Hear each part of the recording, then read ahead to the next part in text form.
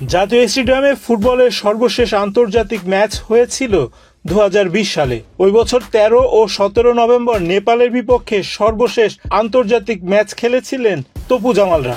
এরপর সংস্কার শুরু হলে স্টেডিয়াম থেকে নির্বাসিত হয় ফুটবল। আসার খবর দীর্ঘ 5 বছর পর আবারও ফুটবলারদের পদচারণায় মুখর হবে জাতীয় স্টেডিয়াম।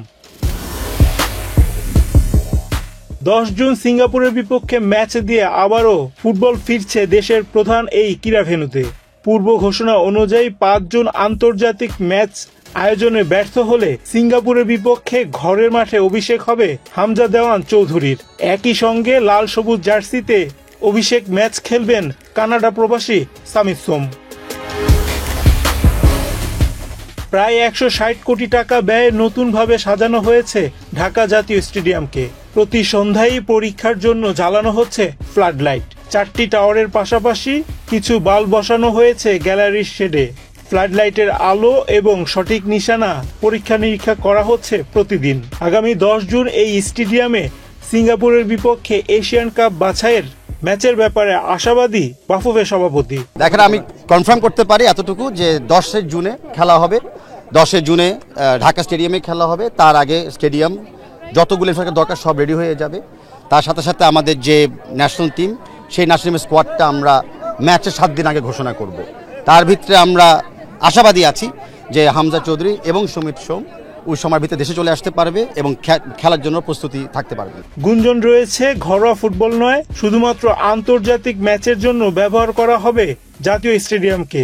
তবে সারা দেশে আন্তর্জাতিক ম্যাচ আয়োজনের পক্ষে বাফুফে সভাপতি। আমাদের প্রস্তুতি ম্যাচ একটা হবে প্রবলি জুন 4 তারিখে, ম্যাক্সিমাম জুনের 5 তারিখে, সেম ফিল্ডে। কারা খেলবে সেই ম্যাচে সেটা আমরা এখনো ডিক্লেয়ার করতেছি না, বা আমরা এই ম্যাচটাকে কিভাবে আমরা ইউজ করব প্রিপারেশনের জন্য নাকি জাস্ট আ ফ্রেন্ডলি ম্যাচ, সেই ডিসিশন আমরা এখনো নিই নাই। 5 জুন এই মাঠে আন্তর্জাতিক প্রীতি ম্যাচ আয়োজনের ঘোষণা দিয়েছিল বাফুফে। তবে এখনো প্রতিপক্ষ ঠিক করতে পারেনি দেশের ফুটবলের নিয়ন্ত্রণ সংস্থা। প্রীতি ম্যাচ হোক বা না হোক, সিঙ্গাপুরের বিপক্ষে ম্যাচের জন্য নবরূপে সাজানো হবে জাতীয় স্টেডিয়ামকে। কমার্শিয়ালাইজেশনের জন্য যেটা বলতে পারি যে আমরা প্ল্যান এখন চলমান। আশা করি নেক্সট উইকে আমি ইনশাল্লাহ একটা প্ল্যান শেয়ার করতে পারবো সকলের সাথে।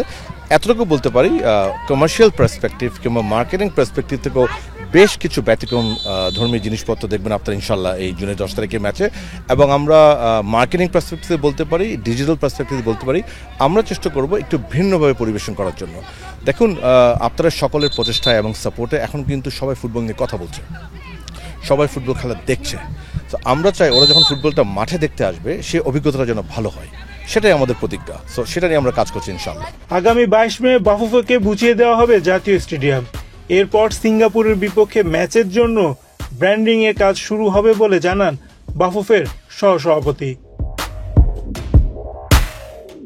রায়হান রাসেল, বাংলাদেশ প্রতিদিন।